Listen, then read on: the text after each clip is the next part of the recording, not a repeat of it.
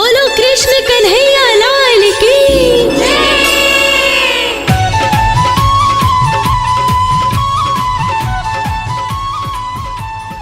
सर्वत्र गोविंदनाम संगीर्तनम கோவிந்தா கோவிந்தா.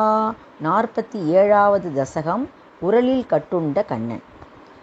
ஒரு சமயம் யசோதை தயிர் கடைஞ்சின்னு இருக்கும்போது தாயாற்ற பால் குடிக்க விரும்பி அவள் மடியில் ஏறி அமைந்து, நீ என்ன பண்ண, தயிர் கடைவதை தடுத்து பால் குடிச்சேன். அப்படிப்பட்ட நீங்கள் உங்கள் அம்மா பால் அடுப்பில் வச்சுருந்தா, அதனால் உன்னை மடியிலேருந்து இறக்கி வச்சு பாலை இறக்கிறதுக்காக வேகமாக போகிறான். அப்போ நீ என்ன பண்ணுற, ரொம்ப கோவம் வந்துடுது. என்ன செய்யறதுனே தெரியாமல் நீ என்ன பண்ணிட்ட, மத்தை எடுத்து தயிர் சட்டியை அப்படியே உடைச்சிட்ட. உடைச்ச உடனே என்ன ஆயிடுது, ஃபுல்லாக அப்படியே செதறி கிடக்கு. அப்படியே வேகமாக ஓடி வரா. உன்னோட புகழ் எங்கே பார்த்தாலும் பரவி இருக்கிற மாதிரி தரையில் எங்கே பார்த்தாலும் தயிரை மட்டுமே பார்த்தாலே தவிர உன்னை எங்கேயுமே பார்க்க முடியல.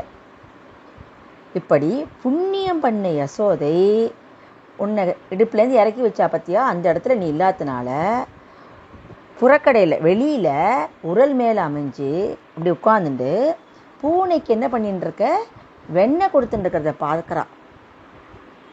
அப்போ ஐயோ நம்ம அம்மா அடிப்பாளோன்னு பயந்துட்டு இருக்க. ஆனால் தாமரை போன்ற அதாவது அழகான முகம் கொண்ட உன்னை என்ன பண்ணுறா, அவளுடைய முகம் சிவக்கிற அளவுக்கு அப்படியே கோவத்தில் திட்டுற, அடிக்கலை. உன்னை உரலோடு சேர்த்து கட்டுறதுக்காக கயிறை எடுத்துன்னு வரா. இதை பார்க்குறதுக்கு ரொம்ப வியப்பாலாம் இருக்குது அப்படிங்கிறார் பட்டத்திரி. இது எப்படின்னா, ஒவ்வொரு தடவையும் என்ன பண்ணுவா, இப்போ கட்டும்போது எல்லா கயிறையும் சேர்த்து இழுத்து போட்டு தான் கட்டுறா. ஒவ்வொரு தடவை கட்டும்போது என்ன ஆச்சு, 2 அங்குலம் குறைவாகவே இருக்குது. இதை பார்த்த உடனே அவளுக்கு என்ன பண்ணுறதுனே தெரியல. ஏன்னா நம்முடைய குருவாயூரப்பா நீ எப்படிப்பட்டவன், எல்லாவற்றையும் தாண்டியவன். யாகத்தால், வேதத்தால், தவத்தால், தானத்தால் காண முடியாது, கட்ட முடியாது உன்னை. அப்படிப்பட்ட உன்னை என்ன பண்ணினார், போக்கு காட்டியவரை, எதற்கும் கட்டுப்படாதவரை யசோதை என்ன பண்ணா, அவள் தோழிகள் முன்னாடி நீ இப்படியெல்லாம் பண்ணுறதை பார்த்துட்டு அவெல்லாம் ரொம்ப சிரிக்கிறா. அப்படியே யசோதைக்கு அப்படியே விறுவிறுத்து போடுது.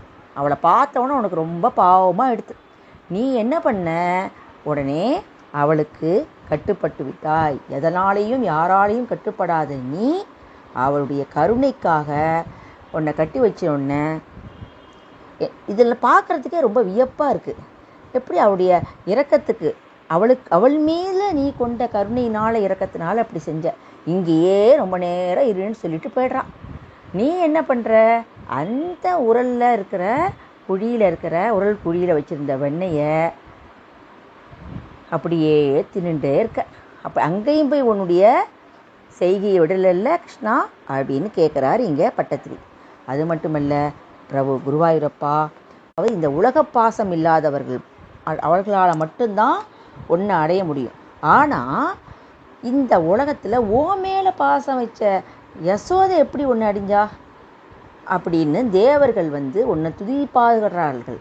அப்படியாக இருக்கக்கூடிய குருவாயூரப்பா, அப்படியாக இருந்த குருவாயூரப்பா, நீ என்னுடைய நோயிலிருந்து காக்கணும்னு சொல்லிட்டுறார். அதாவது இங்கே என்னென்னா, பாசங்கிற சொல்லு நமக்கு இந்த இடத்துல கயிறு, பற்று அப்படிங்கிற 2 பொருள் இருக்குது நமக்கு. அவர் எல்லாவற்றையும் தாண்டி பக்தர்களுக்காகவே இருக்கக்கூடிய பரந்தாமன். இப்படியாக சொல்லி இந்த 47வது தசகத்தை முடிக்கிறார். 48வது தசகம் யமலார்ஜுனர்களுக்கு மோட்சம் அளித்தல். அப்படியே மிகவும் மகிழ்ச்சி கொண்ட விண்ணவர்கள்லாம் அப்படியே பொங்கி எழறா. தங்களை தாமோதரன் அப்படின்னு அழைக்கிறா. ஏன் தெரியுமா, தாமம்னா கயிறு, உதரம்னா வயிறு. வயத்தை கயரால் கட்டப்பட்டவன், அதனால தாமோதரன் என்ற பெயர். அப்படியே 2 மருத மரங்களை அப்படியே பார்க்குறேன். உரலில் உங்களை கட்டியிருக்கா. கட்டின உடனே பக்கத்தில் இருக்கிற மருத மரத்தை பார்க்குறேன். இந்த குபேரனுடிக்கு 2 புத்திரர்கள், நலகூபரன், மணிக்ரீவன் 2 பேர். அவள் சிவபெருமானை ரொம்பையும் ஆராதித்து நிறையா பெருஞ்செல்வம் பெற்றிருந்த, அதனால் ரொம்ப அவளுக்கெல்லாம் திமிரு அதிகமாக போச்சு. பணத்தினால் வந்த அந்த கர்வம் என்ன பண்ணுறா, உங்கள்கிட்ட பக்தியின்றி நீண்ட காலம் உலகியலில் ஈடுபட்டா. இப்போ அவள்கிட்ட பக்தி குறைஞ்சி போச்சு.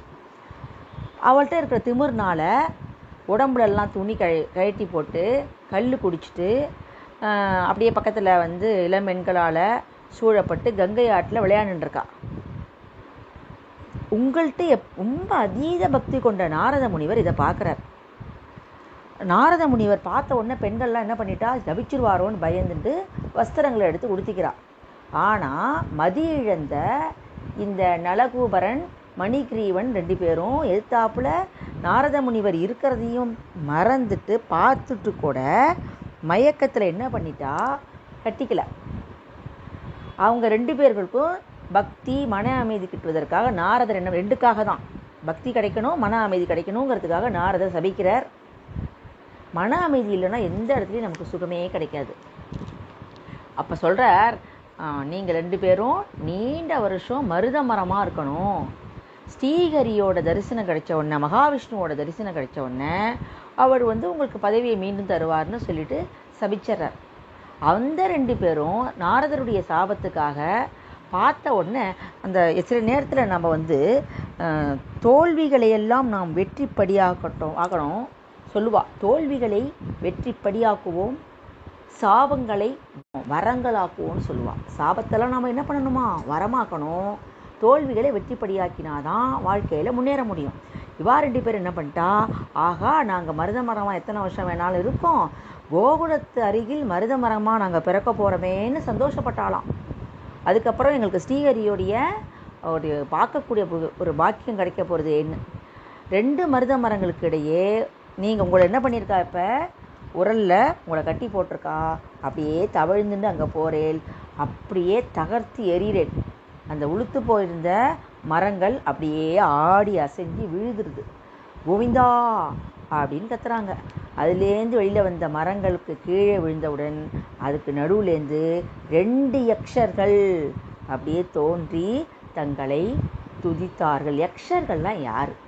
அதில் நல்ல குணமும் இருக்குமா, கெட்ட குணமும் இருக்குமா. மரம், மலை, நீர்நிலைகளில் இயற்கையினுடைய பிரதிநிதியாக இருப்பவர்கள் தான் இந்த யக்ஷர்கள். சிவபக்தர்களாக இவர்கள் இருந்தபோது கூட நாரத முனிவருடைய அருளால் தங்களுடைய திருவடி அவருக்கு கிடைச்சிது. அந்த உயர்ந்த பக்தியை வரமாக பெற்று சென்றார்கள். இந்த உலகத்தில் அது சிவபெருமான வழிபட்டான, யாரை வழிபட்டான, படிப்படியாக தங்களையே அன்றையோ அடைகிறாங்க அப்படின்னு சொல்கிறாரு.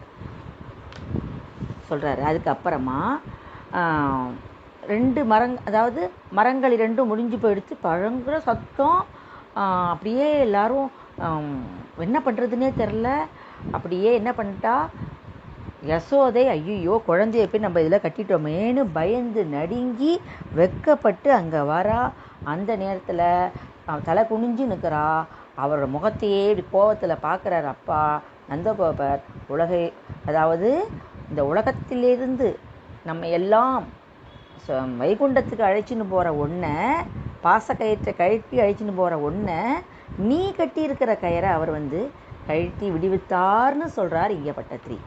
2 மரங்களுக்கு நடுவில் இருந்த குழந்தை ஒரு காயமும் படாமல் தப்பி இருப்பது பகவான் ஸ்ரீஹரியோட அருளாளன்றோ, ரொம்ப வியப்பானதே அப்படின்னு அந்த இடையர்கள்லாம் உங்கள் வீட்டுக்குள்ளே அப்படியே அழைச்சின்னு போகிறா. அவங்கள குருவாயூரப்பா என்னையும் நோயிலிருந்து காப்பாற்றுன்னு சொல்லிட்டு இந்த 48வது தசகத்தை முடிக்கிற 49வது தசகம் பிருந்தாவனம் ஏகுதல். அதாவது ஏகுதல்னால் அங்கே போகிறது. குருவாயூரப்பா தங்களுடைய மகிமையை அறியாத கோபர்கள்லாம் காரணமே இல்லாமல் மரம் முழிஞ்சு விழுந்துருது, தீய நிமித்தம் அப்படின்னு சந்தேகப்பட்டு அவள்லாம் என்ன பண்ணுறா, கோகுலத்திலிருந்து வேறொரு இடத்துக்கு போகணுன்னு நினச்சாங்க. அந்த நேரத்தில் கோபகரில் வயசான உபநந்தன்கிறவன் என்ன பண்ணுறான், இங்கேருந்து மேற்க பிருந்தாவனங்கிற ஒரு அழகான வனம் இருக்குது, அதாவது உங்கள் மனசில் உள்ளது, உங்களுடைய தூண்டுதல்னால என்று பட்டத்திரி கேட்குறார். தங்கள் தூண்டுதனால் அன்றோ அப்படின்னு கேட்குறார். எல்லோரும் அங்கே செல்ல மனம் கொண்டு எல்லோரும் என்ன பண்ணுறா, அந்த இடத்துக்கு போகிறா. பிரகத்வனம் அப்படிங்கிற பழைய கோகுலத்திலிருந்து காலி பண்ணி பிருந்தாவனம் அப்படிங்கிற அந்த இடத்துக்கு போகிறா. யார் யார் போகிறா அப்படின்னா, நீங்கள், உங்கள் தம்பி, அதாவது பலராமன் சகோதரன், தாய் யசோதை, வசுதேவருடைய முதல் மனைவியான ரோஹிணி, அவள்லாம் சிறந்த வண்டியில் ஏறிக்கிறா. அதை பின்னாடி மற்றவாள்லாம் வரா. அப்படி போயிட்டே இருக்கும்போது அந்த பசு கூட்டத்துடைய குளம்புன்னு சொல்லுவாள் கால் பகுதி சத்தம் கேட்டு கோபிகை எல்லாம் மழலை சொற்கள்லாம் அப்படியே பேசிகிட்டே போனதில் களைப்பே தெரியல, அப்படியே போயிடுறீங்க. ஹே ஈசா, அடர்ந்த காட்டுக்கு நடுவில் பிருந்தாவனத்தை கண்டு அப்படியே மகிழறீங்க.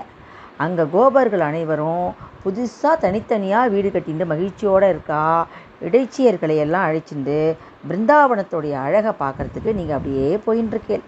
அந்த நேரத்தில் கலிந்தனின் பெண்ணான காளிந்தி என்னும் யமுனை, அதாவது யமுனை நதியினுடைய வேறு பெயர், அவர் உன்னை பார்த்து ரொம்ப சந்தோஷப்படுறது. யமுனை நதி, நீனும் அதை பார்த்துட்டு அவ்வளோ ஒரு சந்தோஷத்தில் மகிழ்ந்து இருக்கிற நேரத்தில் அப்படியே உங்களுக்கு பிடிச்ச கோவர்த்தனகிரியை பார்க்குறேன், அதை கண்டு கழிக்கிறேன், சந்தோஷப்படுறேன்.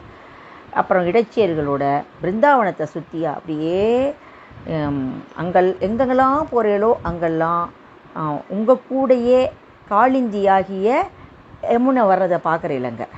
குருவாயூரப்பா, இவ்வாறு பல பெருமைகள்லாம் கொண்ட நீங்கள் பசுக்களுக்கு இன்ப அளிப்பதுமான பிருந்தாவனத்தில் கன்றுகள் மேய்க்கிறதுல ஆசைப்பட்டு பலராமனோட மற்ற இடைச்சிறுவர்களோடு சேர்ந்துட்டு அங்கேருந்து அங்கே போயின்னு இருக்கிற நீங்கள் குருவாயூரப்பா, எனக்கு ஏற்பட்ட நோயிலிருந்து காப்பாற்றணும்னு பட்டித்திரி வேண்டார். இதோடு 49வது சதகம் முடிவடைகிறது. கோவிந்த நாம சங்கீர்த்தனம். கோவிந்தா கோவிந்தா.